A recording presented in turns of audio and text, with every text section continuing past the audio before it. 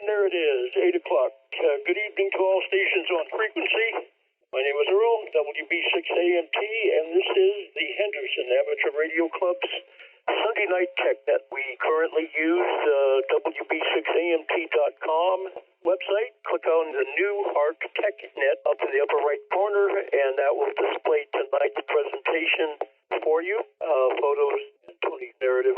Tonight, presentation from WB6MIE. Tony is definitely going to bring everybody up to date on the StarLink system, internet service, in just a couple of minutes here. The StarLink internet service, or the satellite service, is so robust, and it just keeps getting better and better. It outperforms Cox internet service hands down, without any doubt at all. I can't wait to listen to Tony and everybody's interaction, questions, comments. Let's make it a fun night. WB6AMT. Is that my cue or what? Yeah, we're ready to listen to your golden tones there. WB6MIE, WB6AMT. Yeah, okay. I'm used to an out cue. I work in radio. Come on, you got to give me something to work with. Okay, StarLink. A lot of stuff going on. More satellites, fresh satellites, higher speeds, inter-satellite links, and the price is going up. We'll start off with the price. Let me put an address in here on the StarLink website, 3624 Slauson Avenue, Maywood, California. I don't know who or where that is, but I'll use that. Order now to reserve your StarLink is currently at capacity in your area. So if you're in Maywood, you're out of luck. So your order may not be fulfilled until 2023 or later. You will receive a notification once your StarLink is ready to ship. The hardware price has gone up from $500 to $599. The shipping and handling is $50. Estimated tax for delivery in Maywood, California is $61.66. And the service has gone up from $99 a month to $110 a month. And you can reserve yours for only $99 at this point for delivery sometime in late 2023. That's still a good deal, I think. The StarLink dish, StarLink system is about the neatest technological advance in ages. We got teased in the early to mid 90s by the likes of Bill Gates and Greg McCaw in the discussion of a system that would, I believe, use 36 medium Earth orbit satellites to be called teledetic. They spent billions of dollars, launched 3 satellites, and they promptly failed, and I don't know that they ever provided service to anyone, including themselves. Kind of sad. There were other systems. StarLink is not the only kid on the block. There's a system called OneWeb, which is run by Inmarsat, and I have no idea who they're going to be offering service to or when. They've run into some trouble with their launch system. They've been using the Russian booster, Soyuz, to loft their satellites. Leave 16 or 17 at a time. The Russian folks have given them a little bit of trouble about that. I think the European Union, ESA, a European Space Agency, is involved in it a little bit, and the Russians wanted a guarantee, or want a guarantee, that the system, the satellites, would not be used for tactical military purposes. OneWeb was not willing to give that guarantee, so they sit on the ground. They don't know if they're going to be able to get them back, and who knows? Russians will probably go in, reverse engineer them, and put up their own satellite system. Iridium is a historic, mostly telecommunications satellite system in polar orbit. It was put up in I believe the early 2000s. It was completed. I think they started service in 2001. They had a network data component, but it was only 2400 baud, or 2400 bits per second. It was useful for not much, maybe email. I understand the spot emergency beacon transmitters use it. It almost went bankrupt 3 or 4 times. In fact, StarLink, I think, is the only system to actually start service without going bankrupt. It was a surprise. I'm happy to be a beta user on it for just a little over a year, I think. I think it was just about this time last year I got on it. And the repeater out here, H5, in my living room, about 10 feet from me, has been using it since about a month after I got it. I was able to characterize it, figure out that it was okay. The number of dropouts, no available satellites, has gone way down. As I said before, the number of satellites has increased, and the global coverage is just about to get really good. See, about the longest outage I've had on it was during a torrential downpour we had out here about 6 months or so ago. The outage lasted for 12 minutes. It just got to the point where the KU band, there was too much water between the satellite and the dish. My dish faded away, came back all by itself, and it has been fine ever since. But it uses the same frequency band as, almost the same frequency band as your DirecTV and Dish Network. And if you've had that for any period of time, you know that when it rains really, really hard, that signal fades out. But as soon as the water volume dissipates, it comes back. WB6MIE, going to break for a couple of seconds. Any questions or comments? I've got a question. I read recently, but I don't remember exactly when, that he was implementing laser communication between the satellites.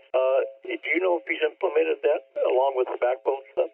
There are some satellites that are currently using laser links to the nearest ground station. So that eliminates having to have the Earth covered in ground stations. It does increase the latency a little bit because the farther your signal has to travel, the longer it takes. But it still beats the heck out of the geosynchronous systems like HughesNet, Blue Sky, or Sky Blue. I can't remember what they call that, Viasat, and the other systems like that. You've got a round trip light time, I think, of about 538 milliseconds just to get to the satellite and back. So you need to add that time onto your ping time. And if you're playing a game and you're trying to shoot somebody, that it's going to be that long before your round gets shot in the other guy's machine, and that's not good.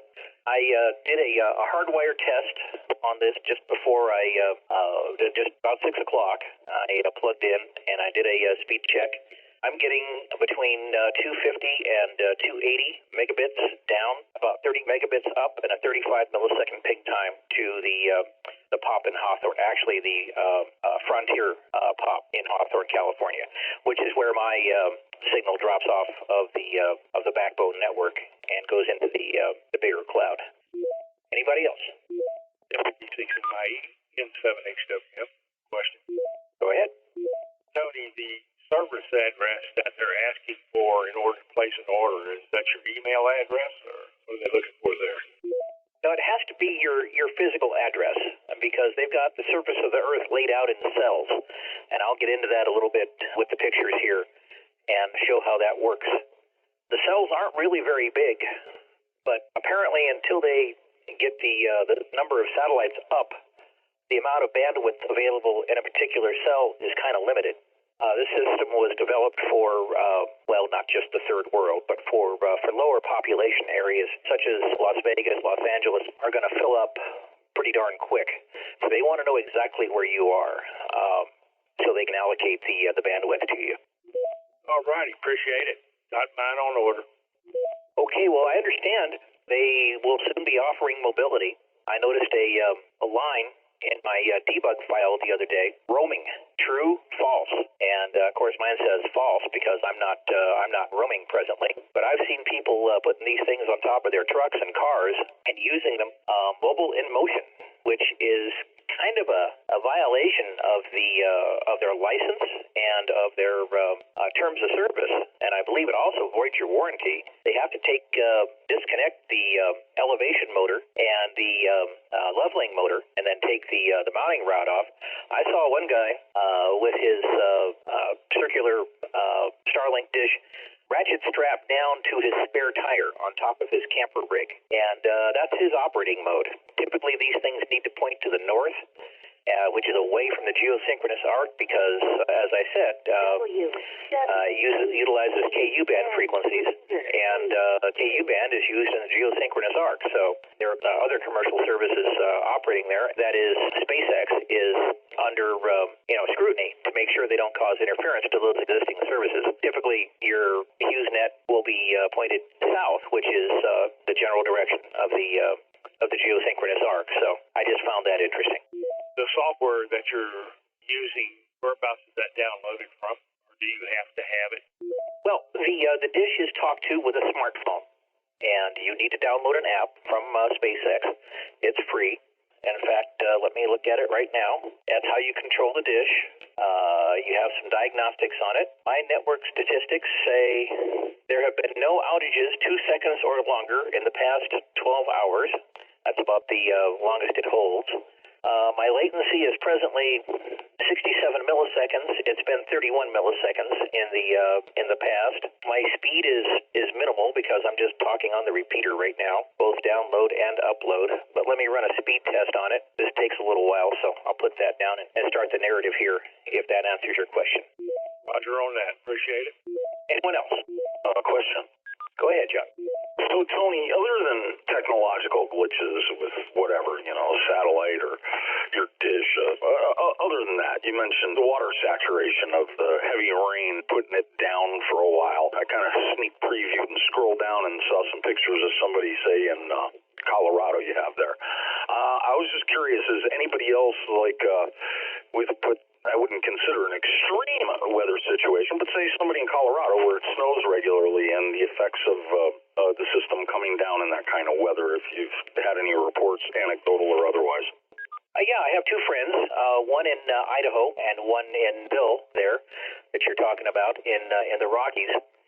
People think that the dish has heating coils in it to shed snow and ice. That's not really true, although it does have a cold weather mode where it will turn the power up on its power amplifiers to generate a little bit of excess heat, so it will shed the snow and the ice. So yes, if you get snow is not really very dense.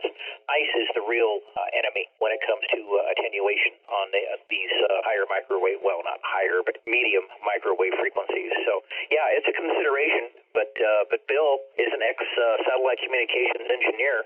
He's very impressed with it also. So I would say it has his endorsement. Excellent. Thank you, sir. You're welcome. Anybody else? Okay, nothing heard. I'm just going to start reading here from the webpage. New HARC TechNet. StarLink is a satellite delivery system for network services conceived by Elon Musk of SpaceX in Hawthorne, California.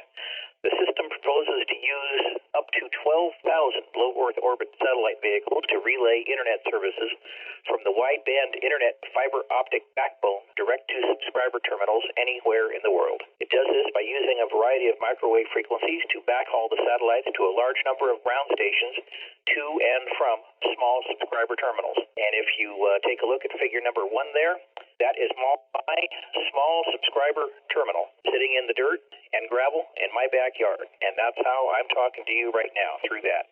Figure number 2 shows my barbecue covered by snow. And I don't know the StarLink dish back there. I don't know why the snow stopped and didn't cover it. I would have liked to have seen it get a little bit of snow that night and see if it would have melted it off. But for some reason, the snow just stopped falling. Now, I don't know if it was scared by it or if it was radiating heat or what the deal was, but it would have been a good test. But, we don't get snow out here very darned often. So it's, guys, I'm going to have to wait until next winter because it sure seems like we've gotten our week of spring and we're into summer now. Figure 3 shows my friend Bill in the Rocky Mountains. They've changed dishes now to a rectangular configuration. I kind of like the circular, but this is what they're shipping now, and this is a close-up of Bill's dish in the Colorado Rocky Mountains. Figure 4 shows his general environment around there with snow. I think he's up around 6,000 or 7,000 feet, not far from Aspen, in a town called Sweetwater.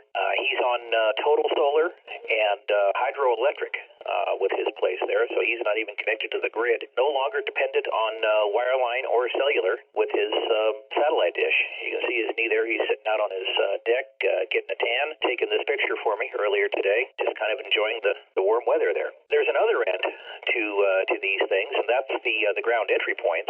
Those are spread around the countryside, close to or on the main fiber interconnect backbone. In fact, at regenerating locations, which usually have backup power, UPS generator. Figure 5 is a close-up of one of the KA band radomes that's protecting probably another phased array, not even a dish.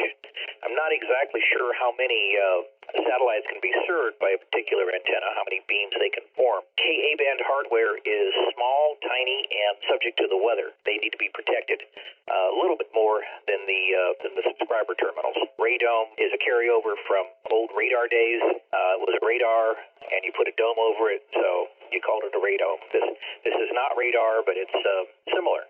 Figure 6 shows a typical layout of a ground station. I believe this is somewhere in Utah, but I can't be sure about that. I found this on Reddit. Dark Penguin 22 needs credit for this picture. But I see 7 Ka-band antennas there and 6 subscriber antennas. All I can say about that is I think they're using those for quality control, or loop back testing, or whatever. And if you look at the dish on the left here, at the end of the line of the subscriber antennas, you can see heat sink material, fins, and stuff like that hanging off the bottom of that. I think that's the whole darn transceiver. I think that gets fiber input from the host facility there, and probably high bandwidth right into it. So those are all self-contained Ka-band uplink, downlink transceivers on a phased array. I'd love to see the inside of these sometime. I'm going up to visit my girlfriend in Oregon, and I'm going to go visit one in Charleston, Oregon, right on the coast, see if I can get a closer look and maybe sniff the signal coming out of them to see what it looks like. Actually, that's going to have to wait for a different trip because I'm flying up there, and don't want to take my analyzer up there. So now we know what the subscriber and ground entry stations look like. How is the space segment progressing?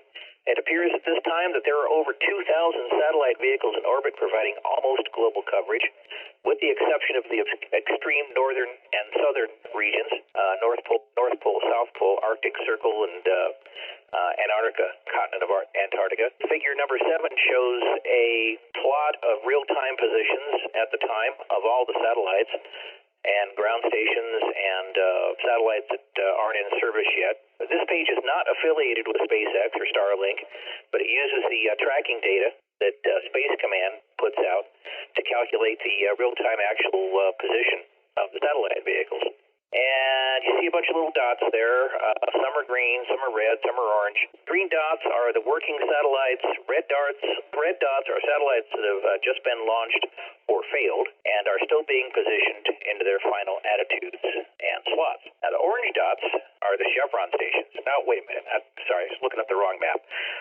Orange dots are the ground stations. And again, go to starlink.sx to view this map in real time and watch how they move and relate to one another. Zoom in on your particular area and see how you would receive coverage.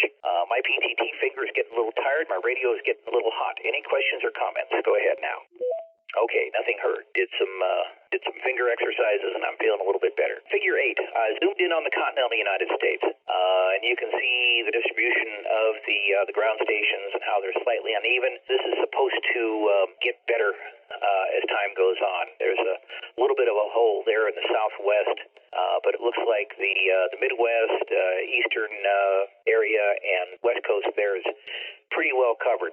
Our ground station here is in Panaca, Nevada. At least that's the closest, and that's the one that I get my best ping times through. Seems to work pretty good. I enjoy using it very much.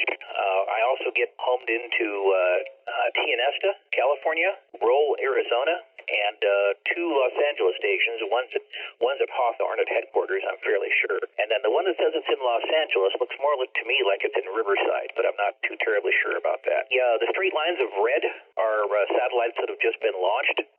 They kind of put them out in one big clump, and by orbital mechanics, they separate by themselves, and once they get oriented and out of the way of each other, they use their thrusters to separate a little bit more and raise their orbits and get into their final orbital positions.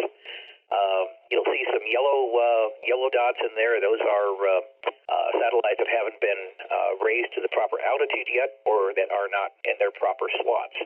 And I'm trying to see. I'm going to zoom in on this a little bit. You asked about intersatellite links. That's pretty cluttered right there, but if you can pinch that open and zoom in a little bit, you can see some straight, faint blue dotted lines, and those represent the actual satellite laser links that are linking those satellites together right at this time. So that's what's going on. Great. There's some other red dots in there. Those are either failed satellites or satellites that are getting up to still being positioned. I don't see any yellows or blues. I also dropped down the legend so you can interpret the different signals at the upper left there. Now, Figure 9, I zoomed in on Las Vegas. I assigned an arbitrary ground station. You can see it's being served by that satellite right there. I should have put the pointer on that and figured out what satellite that was. That's how that works. You can see the little hexagonal cells there projected on the ground, and the satellites are actually laying that pattern down with their phased arrays as they pass over our heads.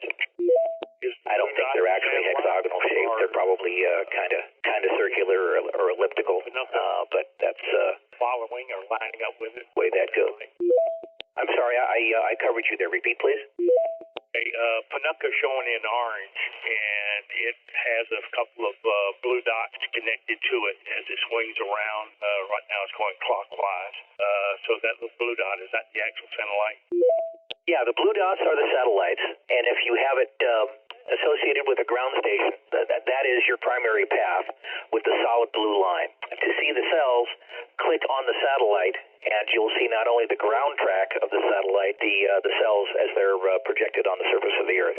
Oh, the box in the lower left here shows the satellites that are in view of that station at the time I took this snapshot. The azimuth, elevation, and whether the link is good, whether it's in service, in geosynchronous override, or no gateway. Also, you can read out the latency there in the first column to the right of the satellite number.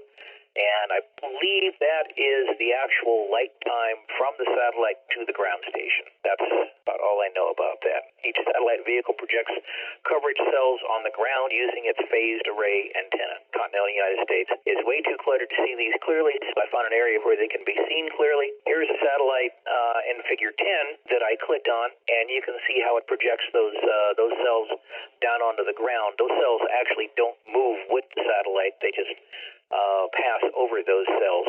And this shows it over northern Canada, and there's no service up there. You can see a couple of ground stations there in Alaska. I believe that's Cuparuck, Nome, and Anchorage. And then down along the west coast there, Alaska, Canada, that is Ketchikan, with the 6 little arms reaching out towards the satellites at the top of their orbits. Inclination is an interesting thing here. It's one of the parameters of the satellite business. Inclination refers to the angle of the satellite's orbit as it crosses the equator. So you're measuring, if I say 53 degrees, when the satellite's ground track crosses the equator, that angle subtends 53 degrees. There seem to be 4 inclination orientations that he's shooting for: 53 degrees, 53.2 degrees, 70 degrees, and 97.5 degrees. Anyway, if you launch a satellite into a particular inclination, say 53 degrees, it's going to move up and down, back and forth, and its limit of travel for its ground track will be equal to its inclination. When the space shuttle used to launch, it would launch into a 33.5 degree inclination by launching due east from Kennedy Space Center. That was for 2 reasons. It's cheap. It saves propellant because you get an extra, I think, 5,000 or 6,000 foot per second kick from the rotational vector of the Earth to the east. Any other inclination that you launch into only gives you part of that or none of that. If you launch into 70 degrees or 97.5, you don't get any kick from the Earth. So it's not as economical to get it there. Once you're in a particular inclination, it's very hard to change that. It takes a lot of propellant to change the actual inclination of an orbiting body. The space shuttle, I believe, even if it used all of its orbital maneuvering system propellant, was only capable of plane change of less than 3 degrees, and that's why those poor people in Colombia couldn't just fly up to the space station to use that as a lifeboat. Plane changes are very propellant intensive once you're in orbit.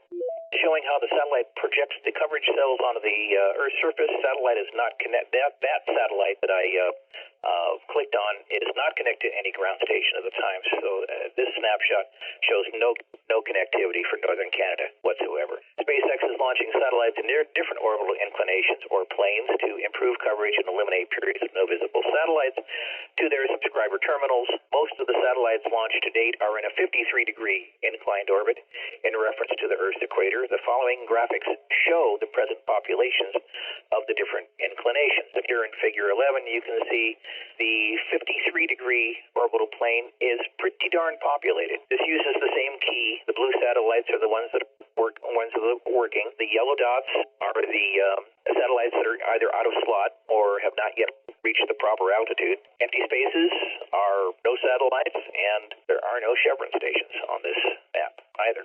Figure 12 shows the orbital plane status of the 53.2-degree inclination or plane.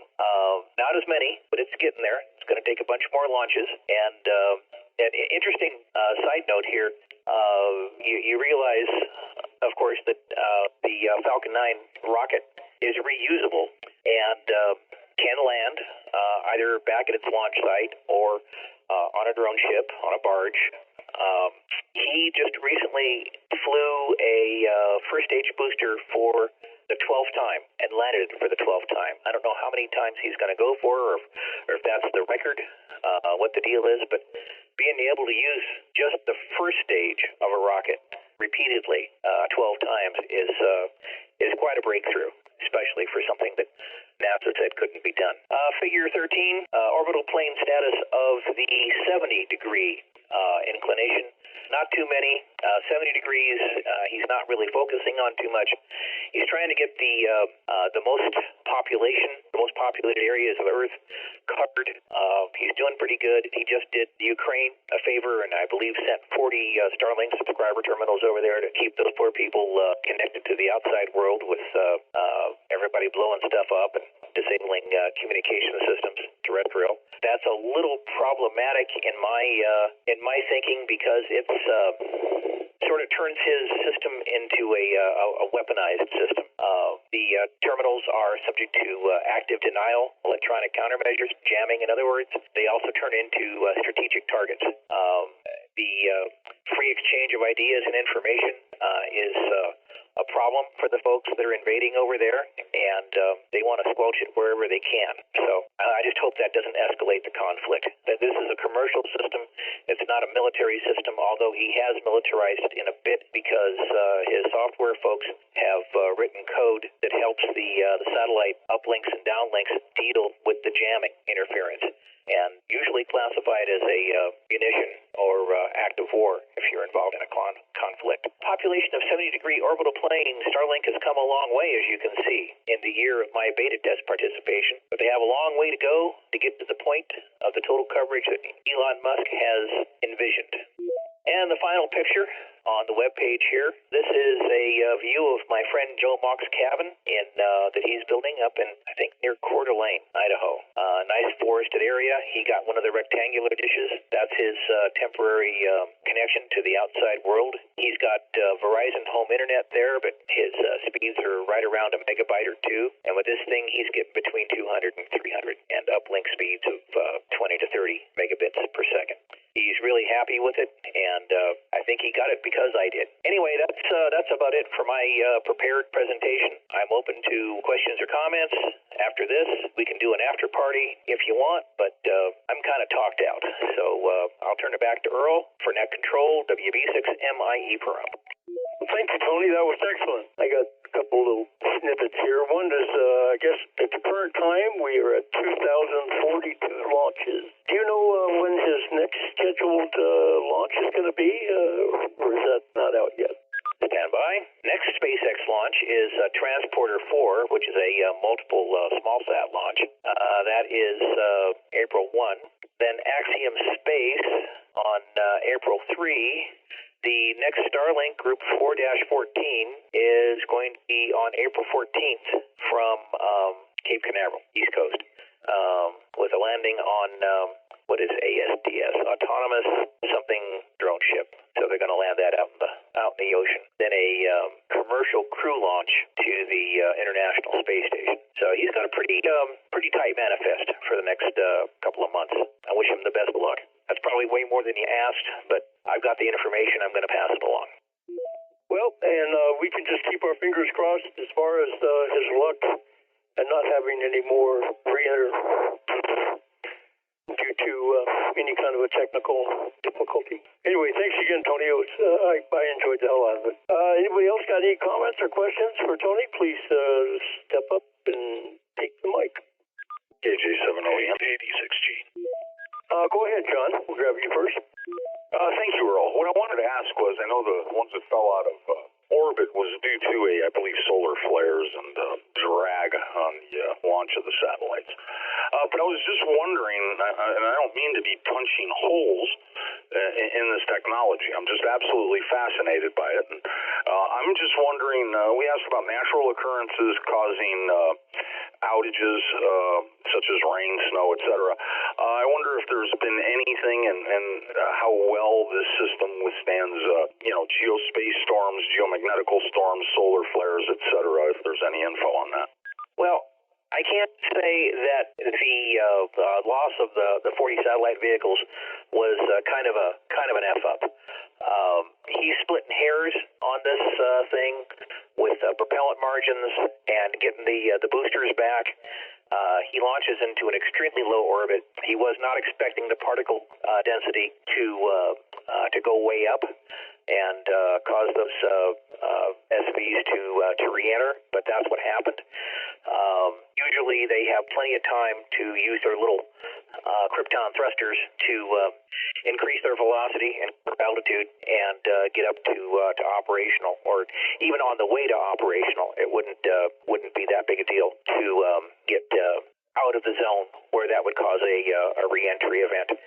The militarization of the constellation is a bit problematic. It wouldn't take too much for the regime to launch an anti-satellite weapon, and you wouldn't even have to hit any to get up there to take some out.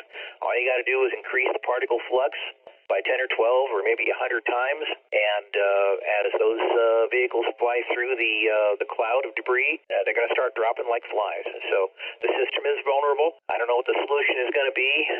Treaties apparently don't work. It is a concern of mine. Thank you, sir. But the other part of my question was, if you may, whether solar flares, geomagnetic storms, have those at all been affecting the communications between satellites and earthbound stations? There is a little bit of an effect when the magnetic field lines of the Earth get twanged and reconnect and break as our magnetic field gets clobbered by highly charged solar particles. That's what goes on with the aurora. Yeah, you can get charged up. You can take a particle right through a critical integrated circuit, and you're dead. Thankfully, he's got the launch capability and the upmass capability to get these things cranked out to the tune, I think, of about 14 per week and get it back up. I just thank you. Yeah, there was another station. Go ahead. If the monthly subscription cost was mentioned, I missed it. And what's the story on double netting and port forwarding, 86G? Monthly subscription fee has recently gone from $99 a month to $110 a month, which I still consider a deal. Double net is still in effect. No prognosis on that, when that will change, if ever. It's perfectly workable for me, and I can get a computer to deal with that. I'd rather not. I'd rather just have a static IP, but I kind of like the security that gives me at this point, being behind a double net. Nobody can really get to me, at least I don't think. Well, the same question. Okay, I think that does it.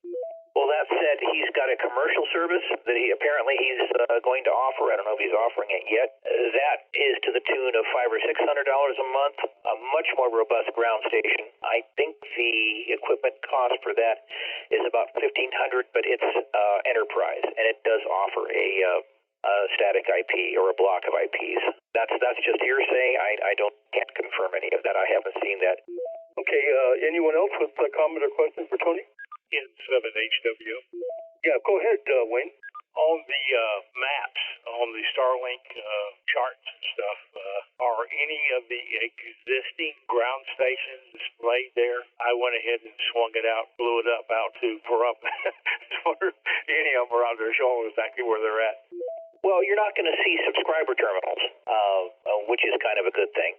but the orange dots are the ground entry points that are on the Al Gore information superhighway, so to speak. They're on on major fiber optic cable routes. That's how they're jumping into the internet backbone and then backhauling their traffic to either Hawthorne or the nearest other point of presence that they're using to jump into the ground network. The cool part about this is when everybody was jumping up and down when we had that power glitch the other day and a bunch of stuff did come back clean and reset, the StarLink jumps over the weak local infrastructure, the cellular companies, the wireless companies, the WISPs, wireless internet service providers, DSL. All of that is just completely eliminated from this way of connecting to the internet. It jumps over it and gets right into the backbone. So if you have a localized disaster, emergency of some sort, earthquake, flood, dirty bomb, tactical nuke, whatever, the chances are your StarLink service will stay up. Mine did. Vince in Arkansas? Yeah, NY5AR. Hey, Tony, do you have any idea how many total satellites it'll take Elon to do this total coverage? I mean, do you have a number, maybe? How many he's going to have to launch? Well, he wants 12,000. Right now, he's got about 2,000, and it works pretty good. I get very few outages. Every once in a while, I'll get a 2-second outage, a 4-second outage. Sometimes they actually take the network down because it's really not ready for prime time yet. My dish is not in an optimal location, so I could be getting some blockage, although the app does not show it to be blocked at all. That's about the best answer I can give. I would say another couple thousand or so, unless the Russian regime shoots up a anti-satellite weapon. Nuclear device would be the worst case, but it doesn't have to be that bad. They could just be little tiny pieces, and that'll certainly do the duty too. To make Compton electrons, you have to go through oxygen atoms, and there's just not that many oxygen atoms up there at where these things hang out. EMP gets generated on gamma rays tripped back down to the surface of the Earth. It's a little more complex than that. In fact, it's a lot more complex than that. I do not pretend to understand that whole thing. I don't know if I answered the question, Vince, or not, but go ahead. That's very good, Tony. Yeah, I'm sure the Russians are working on something to countermeasure it. Very interesting subject. Thank you for taking all the time to put it out there for us. NY5AR. Vince, take it easy. It's good hearing you in there tonight, Vince. I thought it would be a great way to provide internet for repeaters interconnect in places that don't have it, like Apex or even Blue Diamond. WB6MIE. Anything else you want to say there, Tom?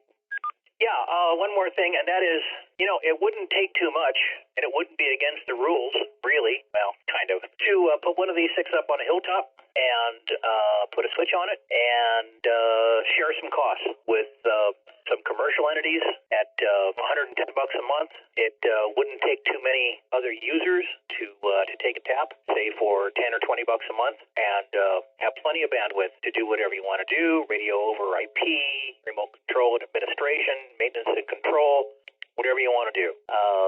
The sky is the limit. Well, not really the sky is the limit, but there's it's an asymmetrical link. You get more coming down than you do going up, but from a radio over IP aspect or maintenance and command, it's more than enough. And you can spread the cost out over 4 or 5 different users and keep everybody happy. I'd like to find some sort of radome material to put over it that would be transparent to both KA and KU. I understand there's some other frequency capability that they are using for, or might be using for backhaul, maybe V-band. That starts to get pretty hairy when it comes to dielectric materials to be shooting through. So we got to understand the system. That's one of the reasons I got this, is I wanted to understand it and maybe develop some applications for it. And exactly what you're talking about, shared use on a hilltop somewhere in the middle of nowhere, with no hope of ever being served by a commercial interest, just because there's not enough revenue there. For $110 a month, plug 10 people into the switch, and everybody's happy. Well, thank you, Tony. Did a great job. 73, have a good evening. Have a great week. This is WB6AMT, securing the Henderson Amateur Radio Club Sunday Night Tech Net. and returning the HARC repeater network back to normal operation. 7-3 to everyone, and thank you for some great questions and interaction. I appreciate it.